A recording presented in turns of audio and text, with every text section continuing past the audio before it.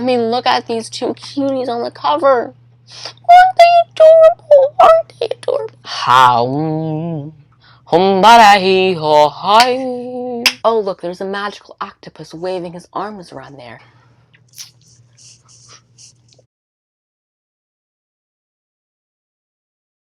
Hi guys, welcome back to the KotLC Fanbase. My name is Troy and I co-own this channel alongside Joey. Every week we make 3 to 4 YouTube videos and live stream, but today we are going to just broaden that up and we're just going to talk about the books that I read in June. I read a total of 7 books, so I'm going to talk about each one and I'm going to read the synopsis, also go into my review of each book. Alright, before we go into this video, just make sure to smash that like button and subscribe. Alright, let's get into the video. These are the books I read in June. City of Heavenly Fire by Cassandra Clare. Nemesis by Brendan Reichs. Caraval by Stephanie Garber. Keeper of the Lost Cities by Shannon Messenger. Chrysalis by Brandon Wright. Exile by Shannon Messenger. Everblaze by Shannon. So this is day 2 of recording, and what we're going to do is basically we're going to go through every single book I read in June chronologically. So the first book I read was City of Heavenly Fire by Cassandra Clare, and hoo-wee, this was a book. I mean, this was a book full of war, romance, strategy, characters, and more. Like, there was death, there was some dirtiness going down, there was a lot. This is the last book in the Mortal Instruments series, so I mean, if you're only reading the first one, we can't really spoil this. What is happening is a character is turning Shadowhunters into dark Shadowhunters, making 2 sides to the Shadowhunters. There's this all-out war going between species, like the Shadowhunters and the demons and the fairies. They're all like in this war to stop the Shadowhunters, and Clary and her friends need to shut down this dark Nephilim group and try to save this world from becoming like a living hell, basically. I rated this book 5 stars. This book was phenomenal. It had me reading like to the very end. Usually like I'll fall asleep at night to these books, but this like made me stay awake and like aware of the story, and like I was so entrapped and enthralled in this amazing story. So much death, so much emotional hardness for me, and the ending was so good. I mean, a little bittersweet, but like everything about this was perfect. It was phenomenal. There's not one bad thing I can say about this. Just keep reading the Mortal Instruments series. It does get better. So I don't have this book right now. This next book, Joey actually, I borrowed it from him and then he took it before I got to record. So I'm going to leave the book like right about over here. This is the book it's called Genesis by Brendan Reichs, and it's part of this Nemesis, Genesis, Chrysalis series. It's a sci-fi series about how we can evade death. So we're set in this virtual world after book 1, and they just found out that they can kill someone and reset. It's basically like this virtual like video game. Phase 1 of Project Nemesis just ended, and now they are in phase 2.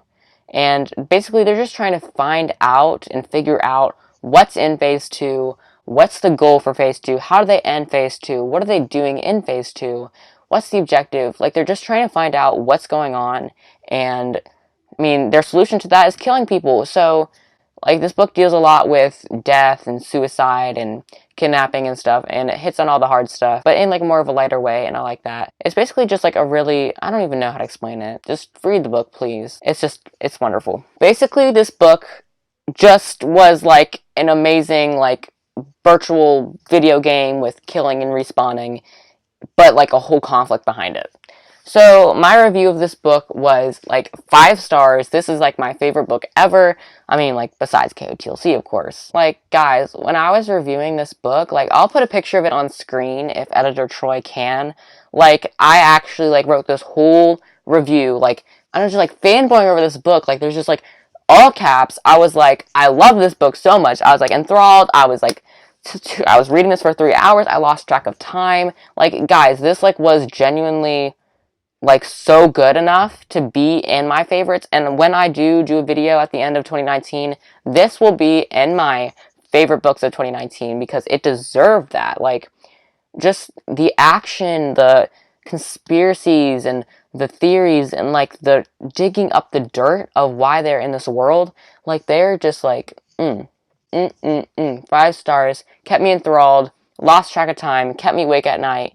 You guys get it. Just like pick up this series, Nemesis by Brendan Reichs. So guys, the third book I read in June is Carval by Stephanie Garber. This was, again, like one of my favorite books ever, or at least for 2019. Like, guys, I'm lucking out this month. So let me just go into a brief synopsis and getting into my review. So I'm just going to kind of read off the back, the synopsis in the side of the book, because I think it does a very good job of like representing what the book's about. Scarlett Dragana has never left the tiny island where she and her sister Tella live, with their powerful and cruel father. Now Scarlett's father has arranged a marriage for her, and Scarlett thinks her dreams of seeing Carval, the faraway once-a-year performance where the audience participates in the show, are over. But this year, Scarlett's long dream of invitation finally arrives. With the help of a mysterious sailor, Tella whisks Scarlett away to the show. Only as soon as they arrive, Tella is kidnapped by Carval's mastermind organizer, Legend. It turns out that this season's Carval revolves around Tella, and whoever finds her first is the winner. Scarlett has been told that everything that happens during Carval is only an elaborate performance. Nevertheless, she becomes enmeshed in a game of love, heartbreak, and magic.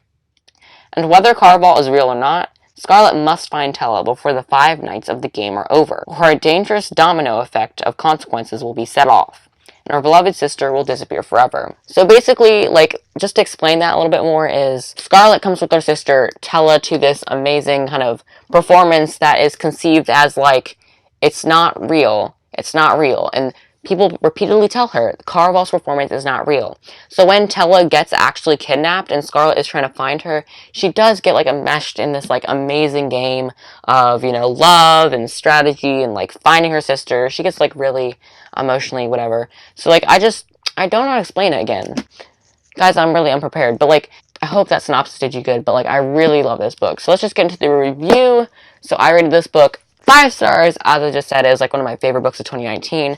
I mean, like, there's just like the emotion in this book, the wonder, the magic of Carval, and like the concept. I love this kind of like game of finding the clues, trying to find Tella, and I love the ending where it's all revealed. Like it's not like this elaborate kind of like weird, like the legend. It's not actually a game or whatever. Like it is a game at the end of the day, and I just love seeing how Scarlett kind of spirals into that, like, oh my gosh, she's actually getting kidnapped. Like it's like that kind of, it's not a game move, and the revolutions that they find at the end is just amazing, and the story, I just loved it so much. On to the next book. So the next book I read was Keeper of the Lost Cities by Shannon Messenger. So this is fun. This is the first time I've ever talked about this book. So basically, I'll just go into the summary first, and then I'll share like my thoughts on this book. So basically, there's this girl named Sophie Foster who's 12 years old. She is in this high school, and she's in a museum for this high school field trip, but she's only 12, so like her brain, I guess, she can learn things a lot easier, and she finds out that she is a telepath, and she is an elf for the Lost Cities. So basically she goes over there and finds out that she belongs with the elves. So someone takes her to these Lost Cities, and now she's a part of the elf group. And not everyone is kind of okay with Sophie just jumping straight in to the elves, and I mean, some will kill Sophie for these secrets that she's hiding in her brain because she's manifested as a telepath like so early on. And I don't know, I just think you all should check out this book. I don't know how to explain it. It's just like, again, I don't know how to explain any of these books, but like the magic of this elven world and like the technology, and it's just not what you would think, and it's a perfect book. Yeah, it's like, it's unexpected, like what you'll find in this book. A lot of people compare this to Harry Potter, but like there is no similarity whatsoever. None. None at all. So I gave this book like I would rate this book 2 star. No, I'm just kidding. This book was a 5-star read. I loved it, and I mean, there's not much to explain about this book because I've read it so many times. On to the next one. next I read Chrysalis by Brennan Reichs. So this is another one of those books that, like, I literally cannot tell you a single detail because it is just going to be too spoilerly. This is the book after Genesis, which I just talked about a little bit ago. Basically, what they thought in Genesis was not at all as it was. Like, again, they're just developing more revelations and they're learning more about their world. Like, Chrysalis takes this series to a whole nother level, a whole new world even, a whole new planet. It's, like, amazing, and the wonders that they find and discover, and the games and strategy that this new world, like, provides is just wonderful and amazing, and I just could not stop reading this. Like, again, this series amazes me, and you guys have to pick it up. So I gave this book 5 stars. I mean, it might not have been as good as Genesis, but, like, still, again, like, the strategy and, like, the revolution and the, like, the all of it and the ending, it was just all so wonderful. I soaked it in. I teared up. Like, this book was emotional. This had me in tears. Like, there was some slow parts at the beginning. When we did find out the stuff, it went out a lot quicker, and the ending just wrapped up so amazingly. And, like, in Mockingjay, I remember in the ending there was, like, this, like, big build up to the ending, and it turned out that it was just such an anticlimactic ending, and the big epic kind of Katniss or whatever didn't really happen. And so, like, I like to see that this book kind of had that, where the ending, there's this big battle and they won. Like, it was a happy ending, not like a depressing. I just try to put that back up there. It was a satisfying ending. I really hope Brendan Reichs continues this, even though I know he's not. Like, I'm still kind of have that secret hope that he does. I don't know. I just really like this. So thanks to Brendan Reichs for letting me have this amazing adventure. I just love it, love it, love it, love it. Like, there's no other words to say except I loved it. The next book I read was Exile by Shannon Messenger. Woo! It's time for Exile by Shannon Messenger. This is my book, baby. I mean, look at these two cuties on the cover. Aren't they adorable? Aren't they adorable? Back to the video. So basically, this is the continuation of the first book in the series. So basically, Sophie Foster finds this magical alicorn when she's looking out for a Sasquatch, and she basically has to care for this alicorn and move it into the sanctuary, basically transfer it to a vegetarian diet, and also kind of make it accustomed to elven presence, because there's only 2 alicorns in the whole elven world, so they need this alicorn named Sylvanie to repopulate these alicorns. We also have the kind of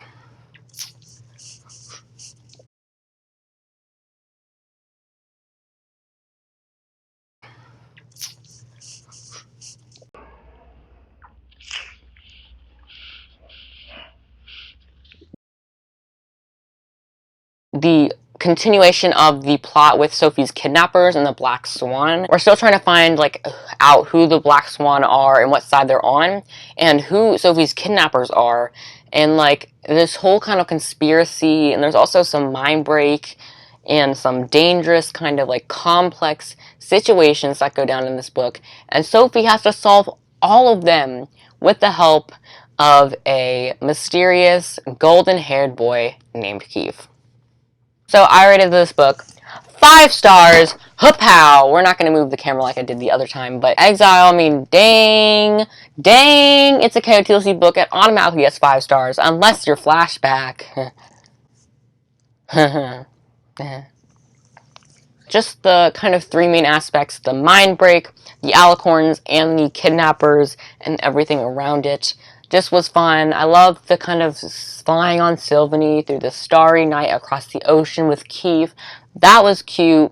I love just the overall feeling, and I always love the concept of these books, and I love the elven world. I just immerse myself in it, and I make this YouTube channel about it.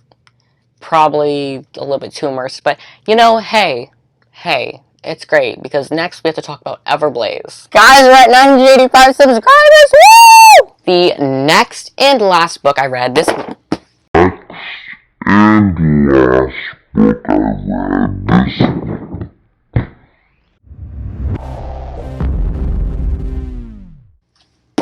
The next and last book I read this month is my baby, Everblaze by Shannon Messenger.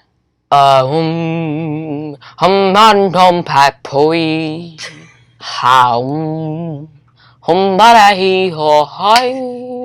Okay, so basically... Wait! So, guys, I love this book even more so than Exile. I was just like, dang, this book has a lot of action, a lot of research, a lot of steps to find the cure for evil.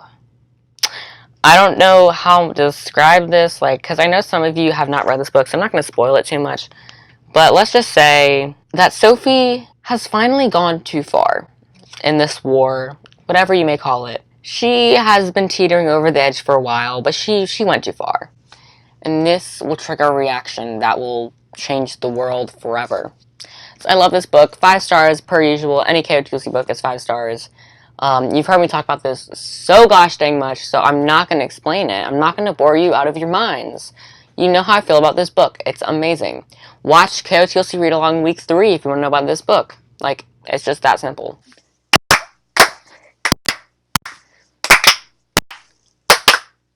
It's time for Troy's Pick of the Month. So drumroll everybody for the Pick of the Month. It's Caraval by Stephanie Garber.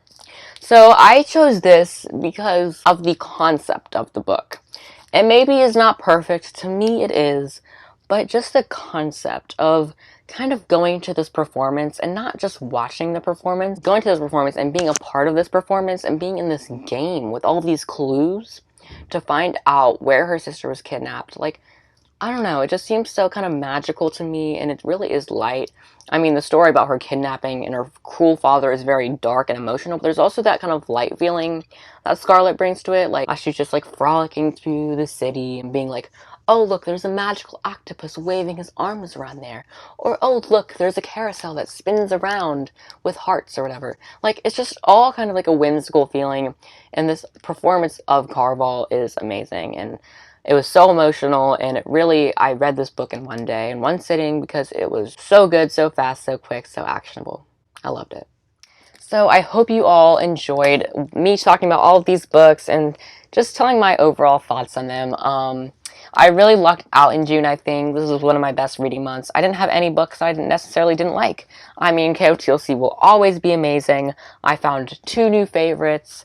There's a stunning, compelling sequel to the Mortal Instruments series. I could really not hope for more. And I hope July is as good as June.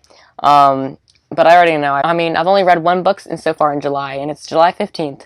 So that video is going to be very short. But anyways, if you did like this video, hit that like button. Like, actually, just make it turn blue. It's kind of like a fun game. Hit the like button, it turns blue. Also, hit the subscribe button so it turns gray.